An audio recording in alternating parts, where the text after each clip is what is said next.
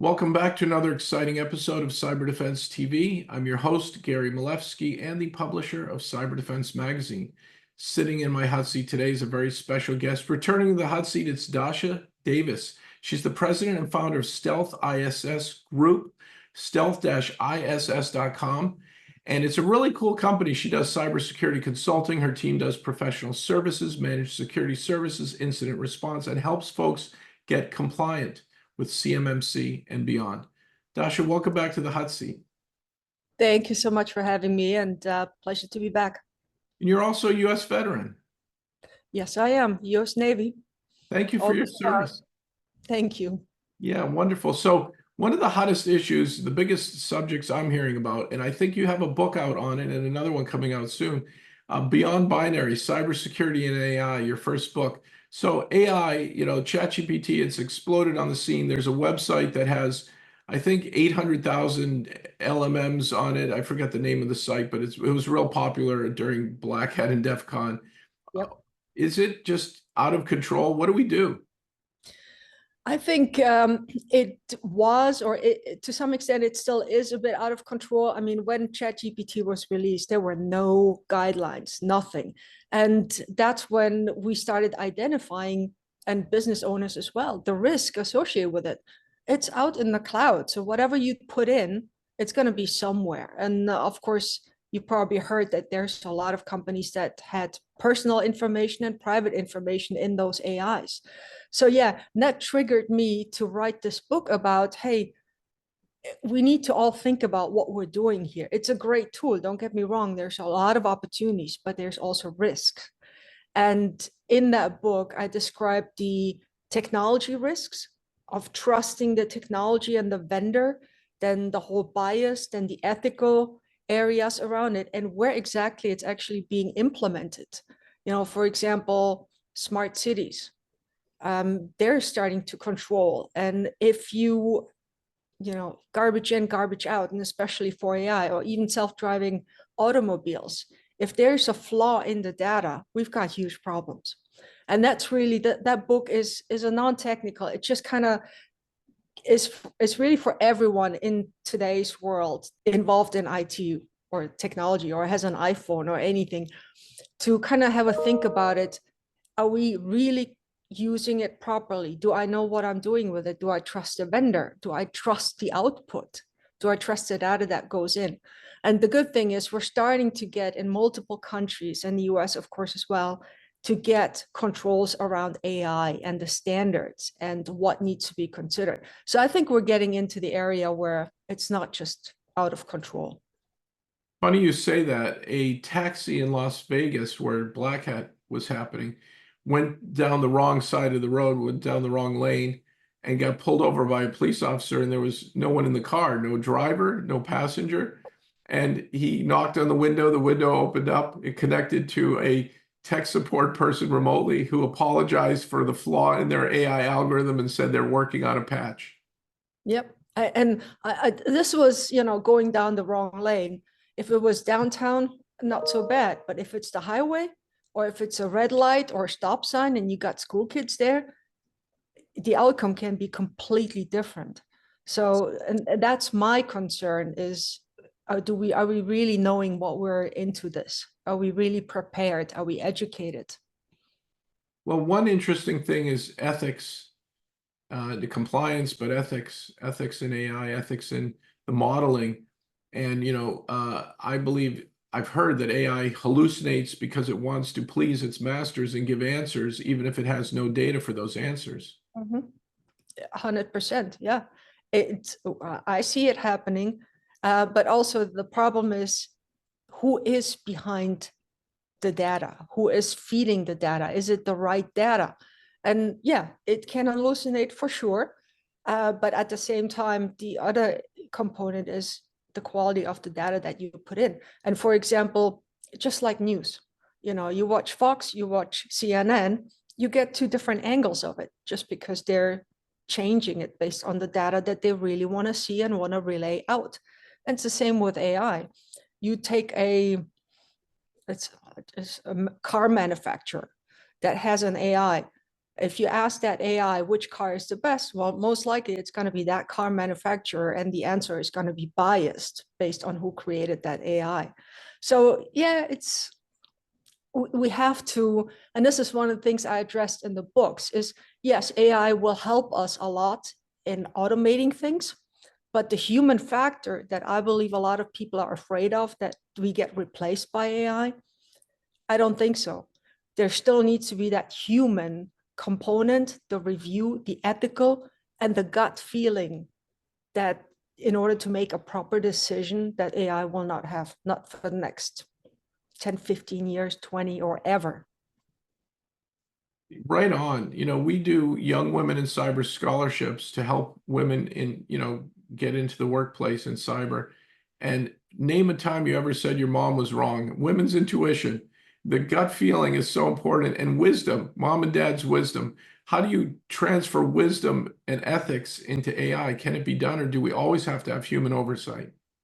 I don't know. Honestly, I don't know if we can ever achieve that. I think if you go way into science, the gut feeling kind of comes with gut bacteria and is our second brain. So I'm not sure we can replicate that. But I don't know. But honestly, I don't think we will, and I hope not, because what else are we going to do? We still need AI to help us, and we're still going to be involved. We need to maintain it. We need to manage it. We need to feed it the right data. If it really replaces us 100%, I don't think that's a good idea. Yeah, we have to be careful. And on being careful, if a software company or major bank is trying to enhance their client offering and they license an AI engine, should they hire you as a consultant to help them figure out ethics and proper regulatory things and making sure the software supply chain to the AI is not getting, the data pools aren't being hacked or manipulated? Yeah, I think we're seeing a lot of increase from AI companies that are currently developing this, or even purchasing it from a third party or bringing it in-house, that they want to understand what is it, how do we set it up. Just like any application, it still works on infrastructure, it works on systems, it still needs to be tested. Is the data secure? Can it be manipulated? And that's one thing, is data manipulation once it's there. So you need basically a very similar rule of security or set of security controls around it. You need access control, the encryption, you need the monitoring of the data itself, the system itself, and of course then on top of it, controlling and monitoring the AI, the decision-making process, the analytics. And this is where companies are starting to realize that it's not just about okay, is it securely coded? But now it takes it to another level, is the monitoring the AI by itself. Is it actually doing the right actions? So all of this, and then of course the environment, where is it set up? Who all has access? Is it configured? Can it be hacked? Because in this case, we're not talking about simple logs from a server, metadata on what happened, who has logged in. We're talking about data that is being used or will be used to make a decision about medical. Let's say somebody's medicine needs to be, somebody's insulin in a hospital needs to be taken or needs to be injected based on data received. If the data is manipulated or somebody accidentally removed it or something, that's life and death right there. And that's what concerns me. While poisoning the data lakes, hallucination, we really have to kind of put guardrails and fence in the AI behavior. It should never be able to drive down the wrong side of the road. It shouldn't, but just like with any technology, it's baby steps.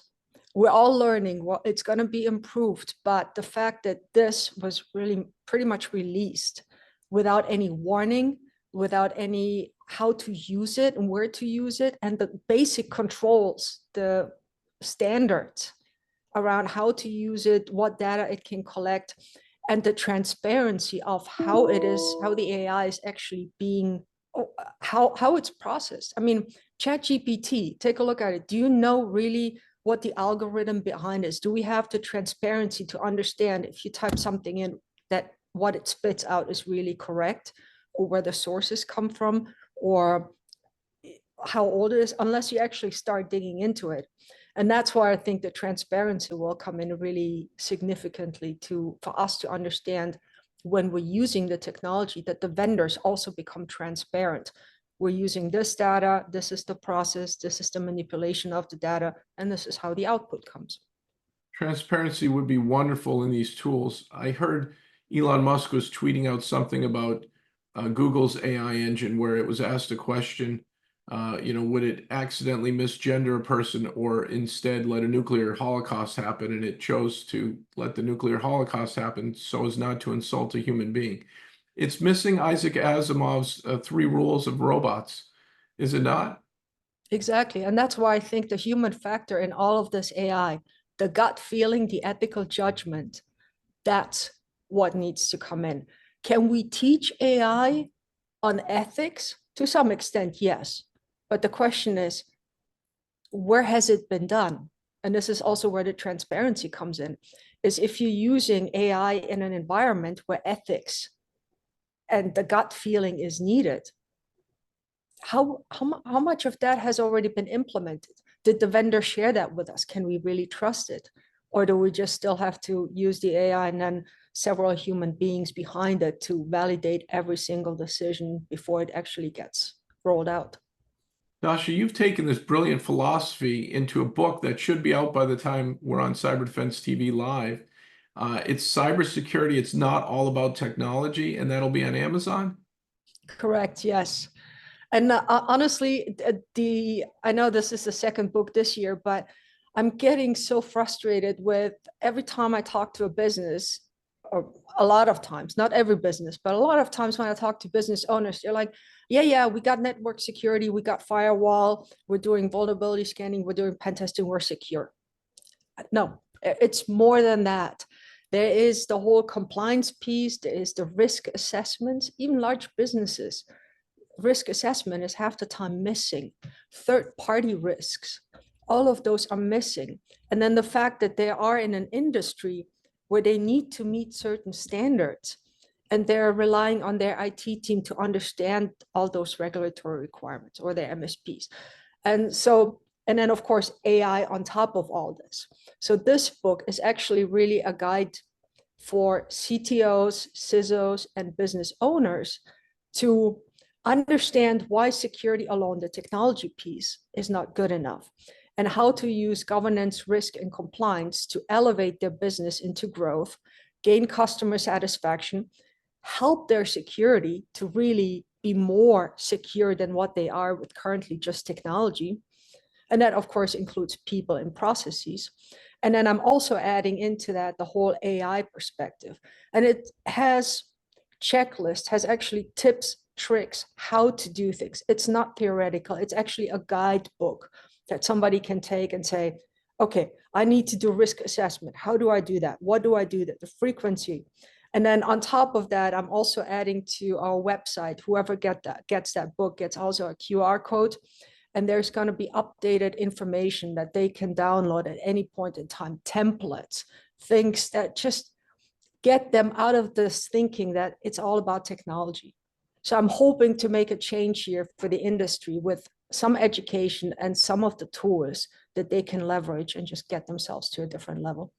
That sounds great. And I think a lot of us in cybersecurity are geeks and we speak tech talk and acronyms, and boards of directors want to know their level of risk at a moment in time. They want to know if they're in compliance or out of compliance. So GRC should be part of the formula every day. And it is people, process, and technology, but people and process, and where's the data? Who owns the data? Are we in compliance? Today we might pass an audit, PCI or GLBA or whatever it is, but tomorrow we could be breached. So at any moment in time, we're at risk, aren't we? Exactly.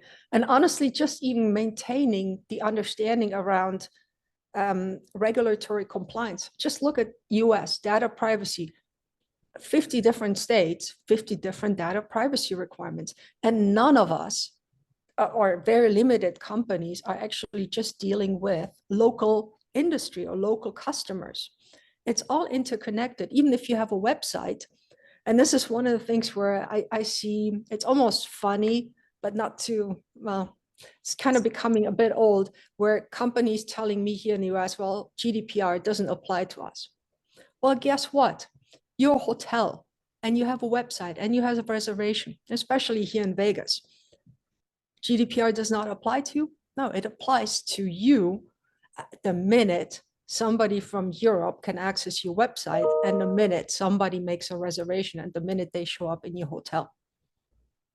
GDPR applies to you just like everybody else in Europe, because you're dealing with European citizens.